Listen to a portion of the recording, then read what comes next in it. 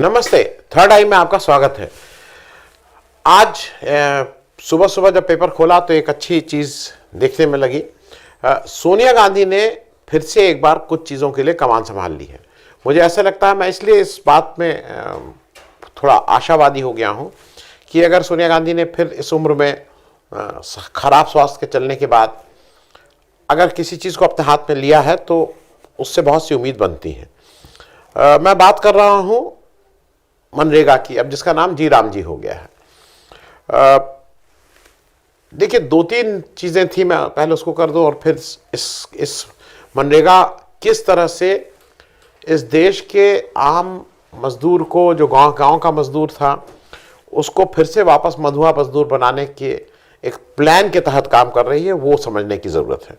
2005 में ये पास हुआ था, लंबी चौड़ी बातचीत हुई थी, लेकिन जब इसको चेंज किया जा रहा है तो सरकार की ओर से कोई बातचीत, कोई कंसल्टेशन, कहीं कोई बातचीत नहीं हो रही है। एक तरफा मामला चल रहा है और ये साफ है कि कुछ पूंजीपति, कुछ कैपिटलिस्ट के इशारे पे ही सारा कुछ हो रहा है।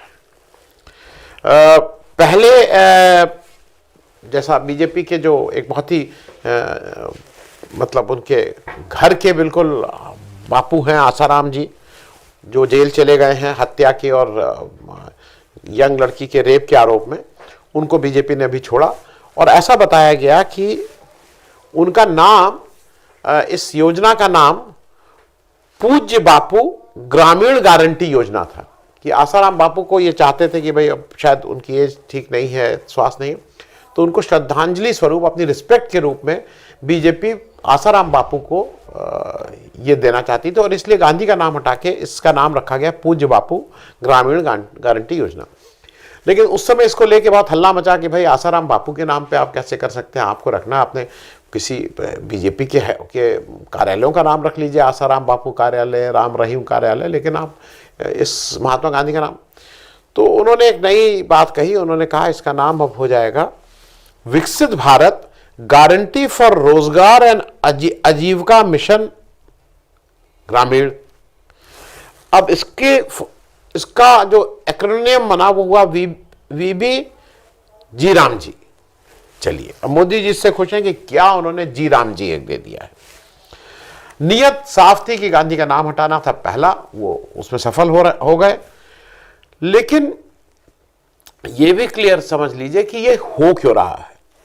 ये हो रहा है भारत में जो AA हैं उन लोगों के इशारे पे, मुख्य रूप से कई पूंजीपति हैं। आज तो अब इंडियन एक्सप्रेस ने एक बड़ा एक्सपोजे किया है कि किस तरह से देश के 7 प्रमुख पूंजीपतियों ने मिलकर से उगाही की गई है, क्योंकि उनको ठेका दो पैसा दो, ठेका दो पैसा दो, नहीं मैं उल्टा कह रहा हूँ, पैसा दो ठेका लो, पैसा दो ठेका लो, घूस दो ठेका लो। इस तरह का साफ साफ आया है कि बीजेपी किस तरह की उगाही कर रही है। देश में इलेक्टोरल बॉन्ड तो बंद हो गए, लेकिन अब डायरेक्ट पैसा लिया जा रहा है और कुल पैसा जो बीजेपी का चंदा आ रहा है वो पूरे सारी पॉलिटिकल पार्टीज का कुल जो कॉर्पस है उसका 83% इसके पास जा रहा है और देश की पहली 7 प्रमुख कंपनी इसको दे रही है, जिसमें टाटा भी अब शामिल हो गए हैं।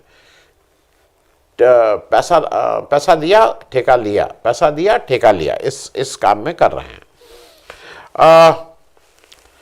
जो मेरे हिसाब से इन दोनों के अलावा गांधी का नाम हटाना, कैपिटलिस्ट का जो ज्यादा बड़ा लक्ष्य है बीजेपी का, और उसको समझना जरूरी है, वो लक्ष्य है कि जो फेडरल स्ट्रक्चर ऑफ इंडिया है उसको खत्म करना और एक यूनिटरी, एक केंद्र के हाथ में जो सत्ता हो, इस तरह की एक सत्ता को दिल्ली में फिर से एक बार वो करना कि जो सिर्फ केंद्र से ऑर्डर आएंगे, बाकी स्टेट गवर्नमेंट के पास, लोकल बॉडीज के पास कोई ऑर्डर नहीं रहेंगे, उसी की तरफ है। क्योंकि बहुत सी गारंटीज संविधान दे रहा था, उन गारंटीज को खत्म करने का भी एक सिलसिला यहां चल रहा है। नरेगा 2006 में इंप्लीमेंट हुआ था, गेम चेंजर था। उस समय जो नेशनल एवरेज जिसकी मजदूरी थी 65 रुपये थी, 2024-25 में जिसकी नेशनल वो शायद 275-80, बिहार में 279 रुपये हो गई थी। तो वो ये एक बड़ा गेम चेंजर इसलिए था, मुझे बिल्कुल ठीक से याद है 2006 में जब ये लागू हुआ तो गांव के जो बड़े किसान थे, मतलब जो मजदूर रख के खेती कराते थे, उनको इसमें बहुत गुस्सा आई थी। और उसमें मेरे घर वाले, मतलब मेरे घर में भी जो खेती होती है उनको भी ये लगा था कि भाई मजदूरी बहुत महंगी हो गई है। उस समय 65 रुपये मनरेगा की मजदूरी हो गई थी, किसानों को 15-20 रुपया मजदूरी दी जाती थी। अब वहाँ पे एकदम से 65 रुपये आ गया, तो एक बेंचमार्क बन गया था। नाना करते करते भी शुरू के 1 साल 40-45 रुपये तक तो आई, लेकिन 1-2 साल के अंदर वो आपको मनरेगा की मजदूरी से मैच कराना पड़ता था, या उससे कुछ 2-4 रुपया कम पे ही आप काम चला सकते थे। तो इसलिए इसने ग्रामीण क्षेत्र में एक रेवोल्यूशनरी काम किया था। उसके बाद इसका जो लार्जर आइडिया था वो समझ लीजिए, वो अंत्योदय का था। समाज के सबसे गरीब वर्ग के पास पैसे पहुंच रहे थे। कई लोगों को मनरेगा स्कीम लगती थी कि बड़ी भ्रष्टाचार, मनरेगा स्कीम में नहीं, भ्रष्टाचार आपके। अब भ्रष्टाचार बड़े होते हैं। आज नेशनल हाईवे अथॉरिटी में क्या भ्रष्टाचार हो रहा है देख ही रहे हैं, रफाल की डील में क्या भ्रष्टाचार हुआ देख ही रहे हैं। तो भ्रष्टाचार बड़े वाले भी होते हैं, भ्रष्टाचारी तो भ्रष्टाचार करेगा। अब right to work, right to food, ये सब पे इंप्लीमेंट, मतलब धीरे धीरे इसको वापस लेने की तैयारी है। अब 3-4 चीजें ऐसी हैं जिसकी वजह से थोड़ा यहां पे हम सब लोग आशंकित हैं कि इसका होगा क्या। पहला, ये जो स्कीम ओरिजिनल थी, मतलब मैं मनरेगा की बात कर रहा हूं, विश्वविश्व जी राम जी, उसमें राइट टू वर्क संपूर्ण ग्रामीण भारत में काम करने का अवसर था। अब जी राम जी ने कर दिया है कि स्कोप को रिस्ट्रिक्ट किया है कि वो ग्रामीण क्षेत्र which is notified by the central government, union government, actually technically union government है, मतलब केंद्र द्वारा जो ग्रामीण क्षेत्र का नोटिफिकेशन होगा वही कर सकते हैं। दूसरा, जो ओरिजिनल मनरेगा का सेंट्रल असिस्टेंस था कि सेंट्रल से, वो अनकैप था कि आप जितना स्टेट में वो होगा, जितना उस पे होंगे उसको पैसा उतना दिया जाएगा, उसमें कोई रिस्ट्रिक्शन नहीं था। लेकिन अब प्रत्येक राज्य में कितने दिन काम कितना हुआ है उस पर कैप आ गया है जी राम जी में, उसी हिसाब से बजट एलोकेशन होगा, क्योंकि जरूरत के हिसाब से नहीं। पहले इट वाज डिमांड ड्रिवन, अब ऐसा नहीं होगा। अब ये हो जाएगा यूनियन गवर्नमेंट जो डिसाइड करेगी वही स्टेट गवर्नमेंट को मिलेगा। तो आपका मतलब नीचे लोकल सेल्फ गवर्नमेंट से, पंचायत से आने की जगह अब वो ऊपर से डिसाइड हो जाएगा। एक और जो सबसे मेरे ख्याल में 2-3 जो बहुत ही ऑब्जेक्शनेबल चेंजेस हैं, उसमें एक ये भी है कि अब पूरे साल रोजगार नहीं मिलेगा। 60 दिन जब खेती बाड़ी चरम सीमा पे होती है, जब ज्यादा मजदूरों की जरूरत होती है, तो मनरेगा रोजगार नहीं देगा। लॉजिक ये है कि उससे मजदूरों की बार्गेनिंग पावर बढ़ जाती है और वो ज्यादा मजदूरी लेते हैं। मतलब उनको मान लीजिए 100-200 रुपया मिलता था तो वो 220 ले लेंगे।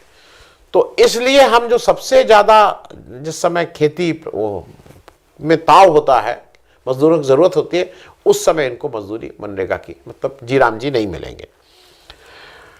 और मूल बात इसके पीछे यह है, इसके पीछे जो दर्शन है ये है कि जो कॉरपोरेट हैं उनको सस्ते में मजदूर मुहैया कराए जाएंगे। देखिए, एक बड़ी आबादी ऐसी है जो जिसके पास इतना खेती नहीं, वो अपना खेत अपने खाने भर का करती है, अपने घर के ही लोग लग के उसको कर लेते हैं।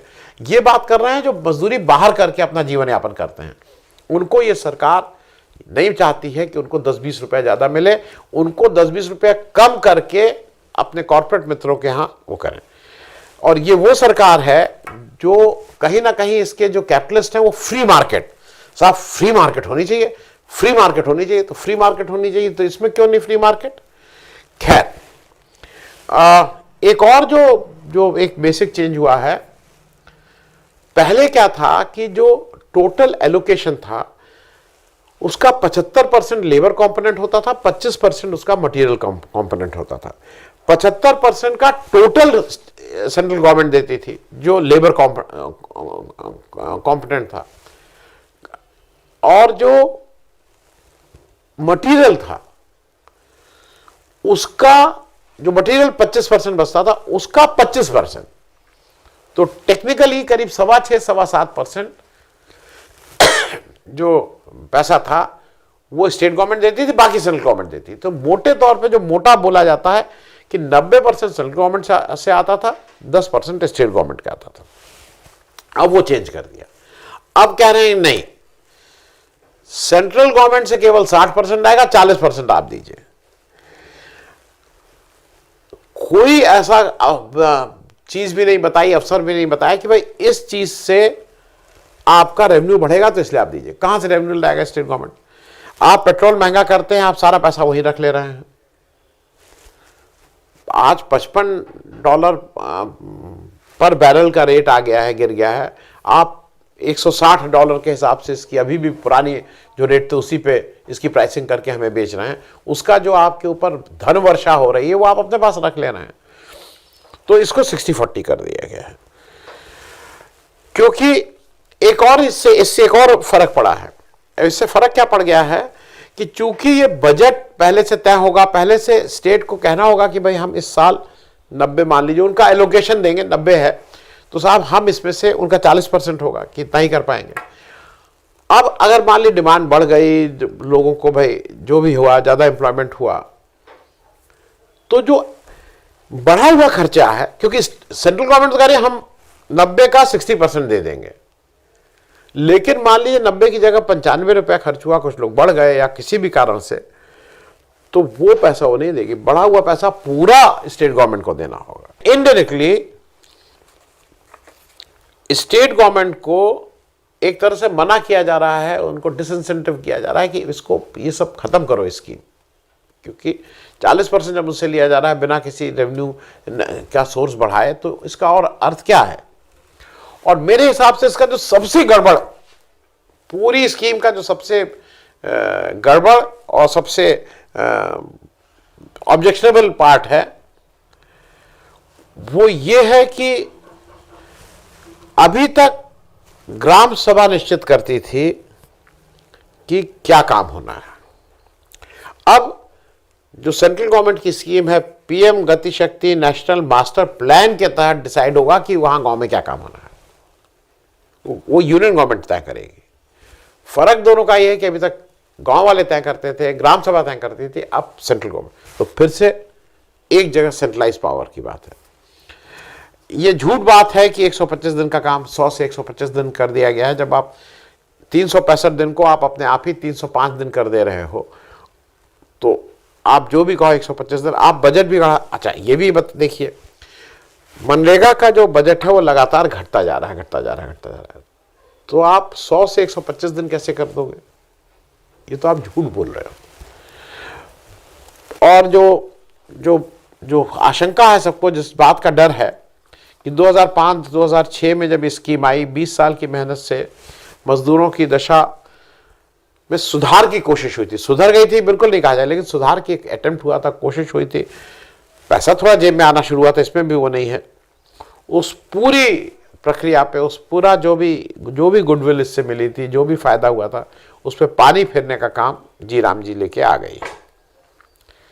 कोविड में कितनी राहत पहुंची थी। अगर मनरेगा नहीं होता, जिसको मोदी जी जब खड़े होकर पार्लियामेंट में कहे थे कि नहीं ये तो मैं विफलताओं का स्मारक बना के रखूंगा यूपी गवर्नमेंट का, तो और उस समय मोदी जी, उसके बाद कोविड-19 पड़ा, जब आया कोविड-19 कोरोना काल में इसी स्कीम के तहत लोगों तक पैसा पहुंचा था, लोग कहीं मतलब किसी तरह से अपनी जान बचाई थी।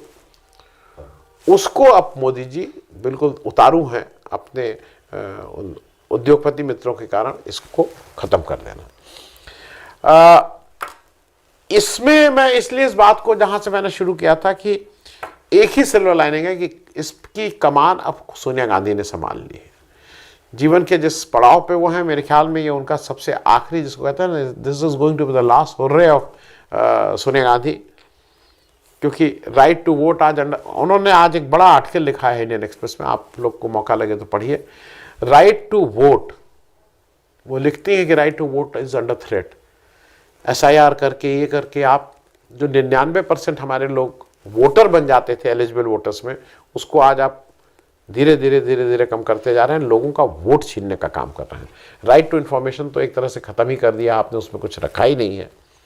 राइट टू एजुकेशन, आपने नेशनल एजुकेशन पॉलिसी 2020 ला के अपनी नीयत साफ कर दी है कि पिछले 2-3 सालों में 1 लाख सरकारी प्राइमरी स्कूल बंद किए हैं। आप ये साफ वो है कि आप इस पूरे जो हमारे बेसिक राइट्स हैं उसी को ठीक से बुलडोज कर देने के चक्कर में है।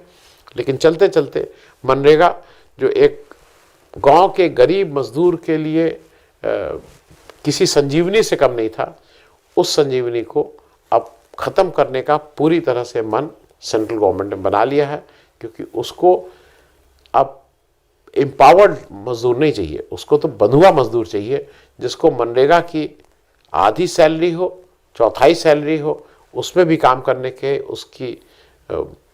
उसके पास और कोई चारा न रह जाए, वो लाचार और बेबस हो जाए। ये इस जी राम जी स्कीम इंश्योर करेगी उन कैपिटलिस्ट बीजेपी सरकार के उन कैपिटलिस्ट दोस्तों के लिए। थैंक यू सो मच, धन्यवाद।